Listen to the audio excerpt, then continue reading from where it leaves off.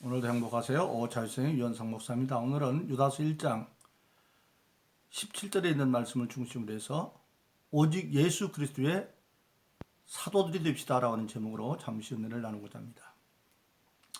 오늘 저와 여러분들 예수 믿는 모든 성도들의 가장 뼈아픈 현실의 하나는 하나님의 교회들이 하나님의 교회의 본 모습을 많이 벗어나 있다고 하는 사실입니다.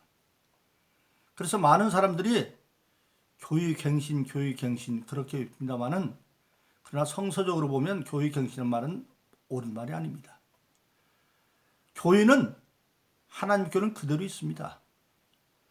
지금 세상 교회가 하나님의 교회를 벗어나 있는 것이지 하나님의 교육을 갱신시킬 이유가 없어요.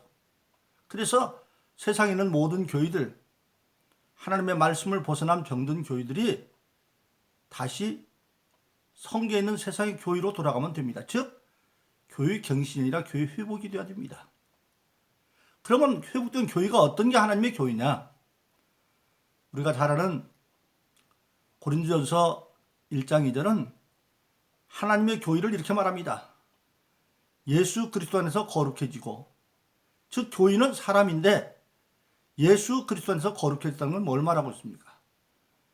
예수님 일찍이 요한복음 3장 5절에서 물과 성령으로 거듭나지 않고는 결단코 하나님 나라에 들어갈 수가 없다. 즉 교회는 예수 믿음으로 말미암아 모든 은혜를 주신 예수님으로 죄사함을 받고 성령을 선물로 받은 자들의 교회입니다. 그래서 예수 안에 거룩해지고 사도행전 2장 38절에서 너희가 각각 회개하여 예수 이름으로 세례를 받고 죄사함을 얻으라. 그러면 성령을 선물로 받으리니, 즉 거기가 교회입니다. 그래서 각자 개인이 건물이 교인이 아니라 예수 믿고 거듭나 예수로 말미암아 모든 죄를 대속받고 성령을 선물 받은 자, 그들이 바로 교회고, 그 교회가 된 모든 거룩해진 자들은 성령을 받았기 때문에 성령으로 말미암아 하나님이 원하는 거룩한 뜻을 알고 거룩한 백성들답게 사는 것이 성도입니다. 그래서 예수 안에서 거룩해지고 성도라 일컬음을 받는 자들. 그래서 고린도서 2장 10절로 11절에 보면 성령은 하나님의 모든 것에 통달한다고 말했고, 그 성령은 하나님의 속성입니다. 그래서 우리가 성령을 받음으로 말미암아 하나님의 선한 뜻이 무엇인지를 알게 되어지고, 주님이 일찍이 주기도문에서 가르친 것처럼 하늘에 계신 우리의 아버지여, 하나님이 하늘에서 우리의 아버지라는 겁니다. 나라 임하옵시며 우리가 사는 이 세상에 임하셔서 뜻이 하늘에서 이룬 것 같이 땅에서도 이루어지이다. 즉 하늘에서 이루어진 하나님의 선한 뜻을 이 땅에 이루어가게 하는 것, 그것이 바로 우리 모든 성도들의 기도의 첫 번째 제목입니다. 그래서 성도란 바로 성령 받은 자로 하나님의 뜻을 알고 그 하나님을 이루어가는, 그때 이루어갈 때 성령은 하나님의 뜻을 방해하는 악한 방식을 이기는 능력이 되어지기 때문에 우리가 잘 아는 빌립보서 4장 13절에 있는 것처럼 나로는 할 수 없지만 내게 능력 주신 성령 안에서 할 수가 있습니다. 할렐루야. 그래서 교회는 뭐냐? 예수 안에서 거룩해지고 성도라 일컬음을 받는 자들, 또 그리고 각처에서 예수를 주라 부르는 자들, 한 지역에 속한 것이 아니라 우리나라든 타국이든 어디든지 간에 오직 예수를 주라 부르는 자들, 즉 예수 안에서 거룩해져 성도가 되어서 예수를 주 이름으로 부르는 기도하는 자들의 신앙의 공동체가 교회입니다. 그래서 교회가 그리 돌아가야 돼요. 그런데 알아야 될 것은 그런 모든 우리 교인들에게는 다 사도의 사명이 주어져 있습니다. 요즘은 사도 그러면 목사님은 사도인 자인데 아닙니다. 사도란 원래 뜻이 보냄을 받은 자라는 뜻이죠. 보냄을 받은 자. 일찍이 예수님께서 부활하시고 안식구 첫날 제자들이 겁나가지고 문을 꽉꽉 잠그고 있습니다. 거기에 쑥 들어가시죠. 그게 바로 요한복음 20장 19절 이하에서부터 그 내용이 기록되어 있습니다. 그들이 겁나서 있는데, 겁나서 문을 잠그고 있는데 예수님이 부활하셨기 때문에 초능적인 능력으로 쑥 문 안쪽으로 들어갔어요. 가서 평안이 있을지어다. 그들이 어리뻥하니까 다시 예수님이 못 박힌 손자국과 옆구리를 보여주니까 그들이 기뻐하니까 다시 평안을 말하고 그때 말합니다. 내 아버지가 나를 보낸 것 같이 나도 너희를 보낸다. 사도란 보냄을 받은 자라는 뜻입니다. 그래서 오늘 저희 모든 사람들이 예수님이 하나님이 나를 보내셨다. 보내신 목적이 뭡니까?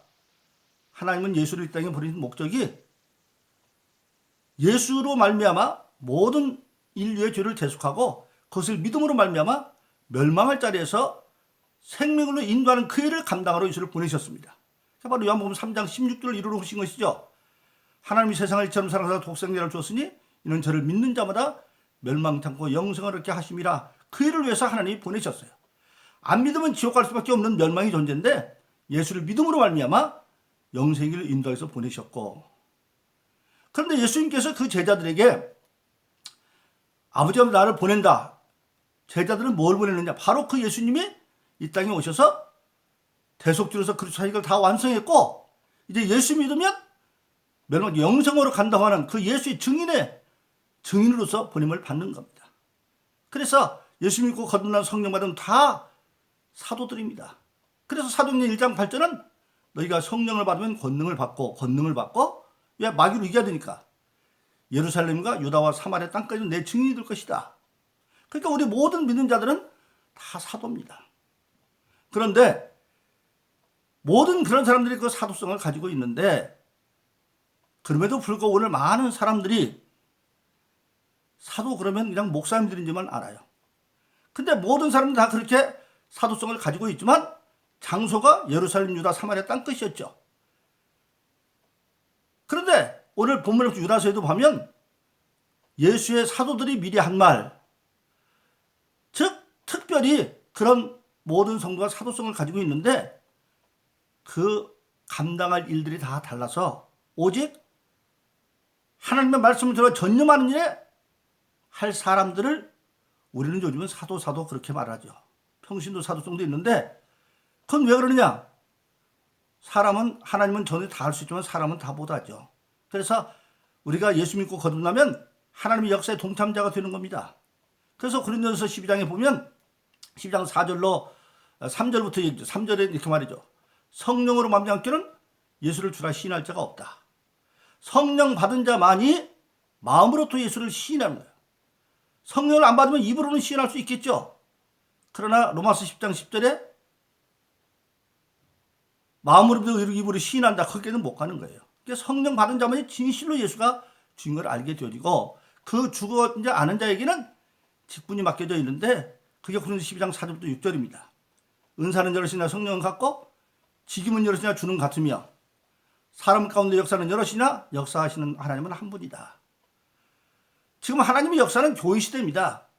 에베소 3장 20절 20절에 보면 우리의 생각하시나 구하는 게 능히 하실 이에게 교회 안에서 예수 그리스도에 넘치도록 영광하기를 원한다.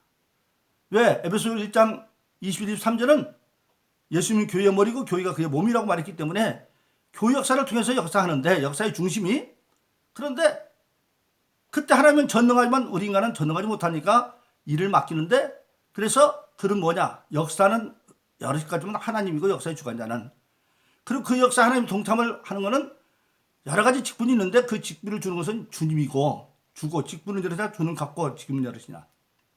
그래서 그걸 감당하는 건 성령을 따라 감당하는데 성령 은사가 9가지 은사가 나와 있어요.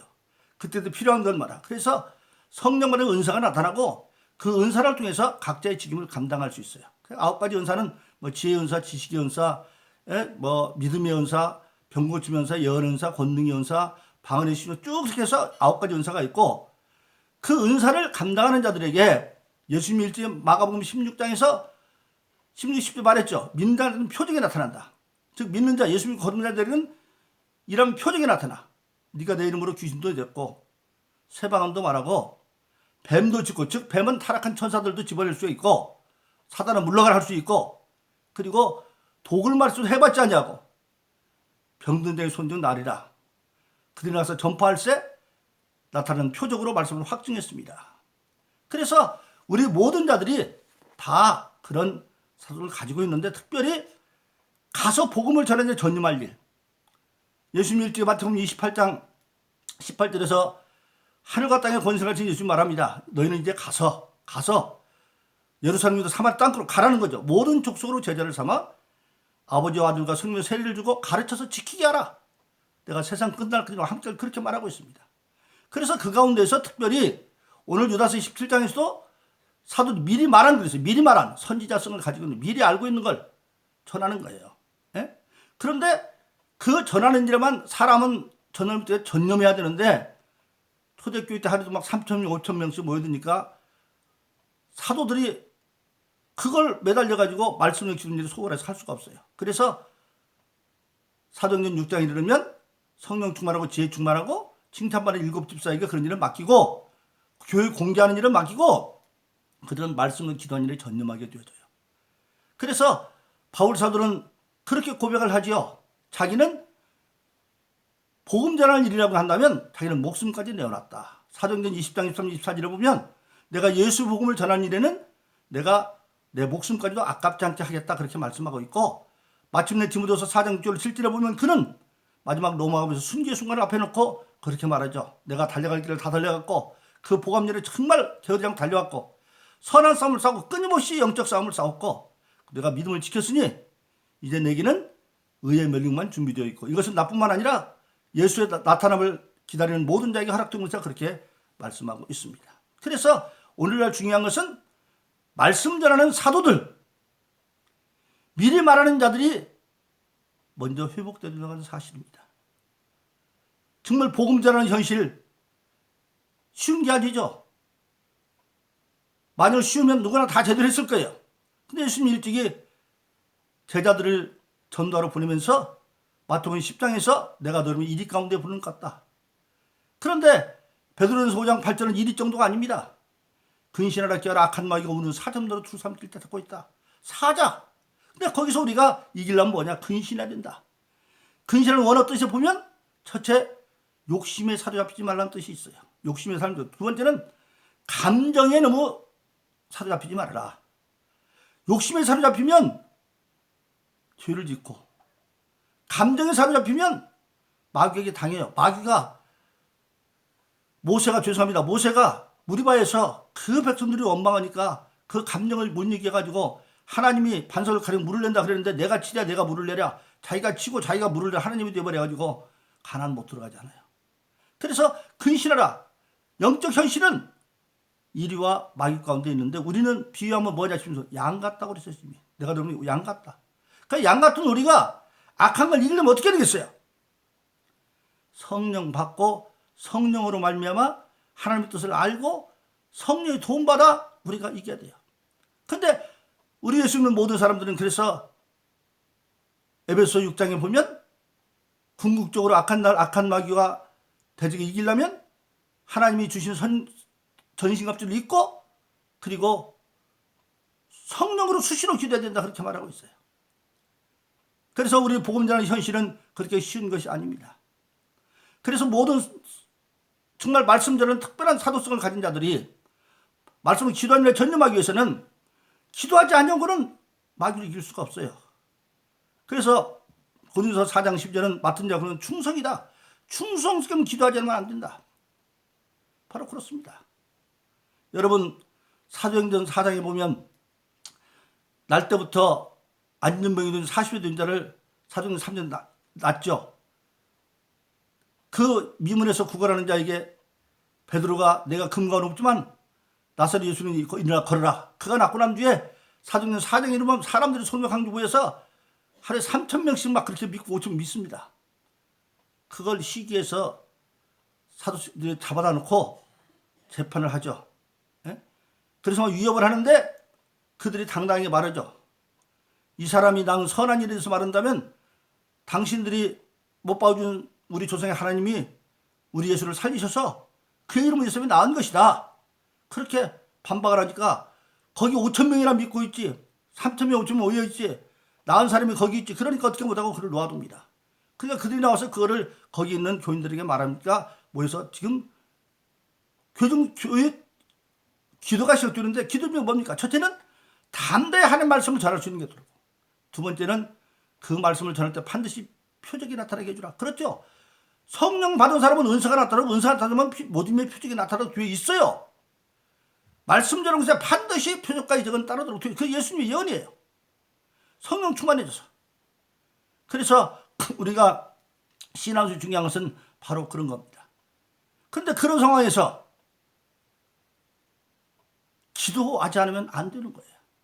예수님 자신도 기도의 분을 부했죠. 잡히시는 밤에 개손이 기도할 때 누가 보면 20장에 보면 피땀 흘려 핏방울이 땀방울이 핏방울이 섞여 나오도록 기도했어요. 그래서 승리하는 겁니다.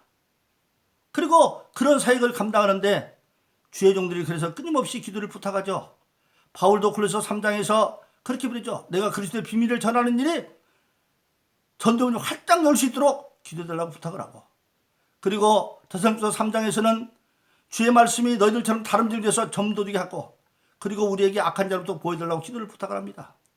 그런 영적 현실 속에서 우리 모든, 특히 말씀으로 기도에 전념하는 저와 같은 목사님들 모든 사도들이 중요한 게 뭐냐?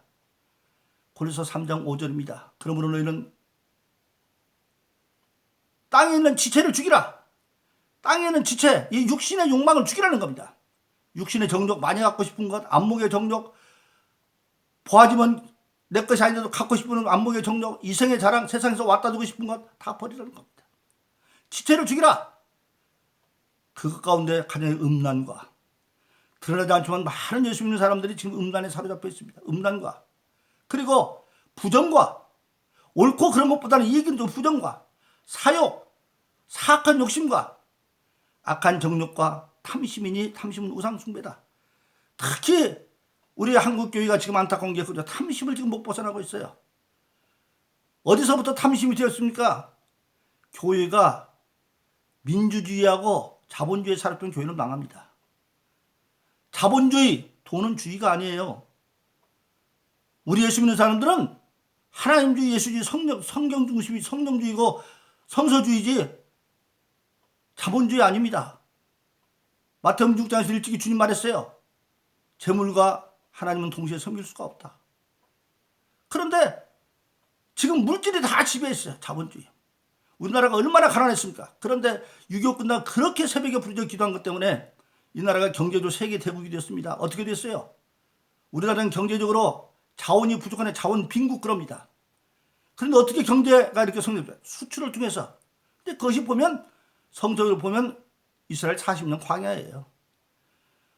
먹을 게 없으니까 기도하니까 하나님이 만나를 내려줬습니다. 하나님 법도대로 새벽에 해 뜨기 전에 나가면 만나가 있어요. 사람마다 양도 주겠어요. 한 오멜씩. 더 많이 타면 다 썩어버려요. 벌레버려버려요. 안식 전날만 이틀분.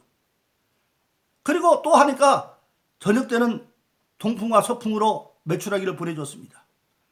메추라기가 뭡니까? 우리나라 세계학교에서 나온 메추라기가 수출 신용장이에요. 그것 때문에 물질이 엄청나게 했어요. 그 하나님 주신 것이죠. 그리고 민주주의는 뭡니까? 신앙은 사람이 많은 게 나쁘긴 하지만 그것이 주의가 되면 안 됩니다. 양 100마리 뜯고 가는데 91마리 따라와요. 민주주의는 99% 찬성이니까 한 마리 버리고 가도 되잖아요. 아니에요. 99 모셔놓고 한 마리 가지러 가요. 이게 신앙이에요. 그러니까 민주주의, 자본주의 살면 교회는 망하는 거예요. 교회는 반드시 하나님주의, 예수주의, 성령주의, 성서주의로 가야 되는 거예요.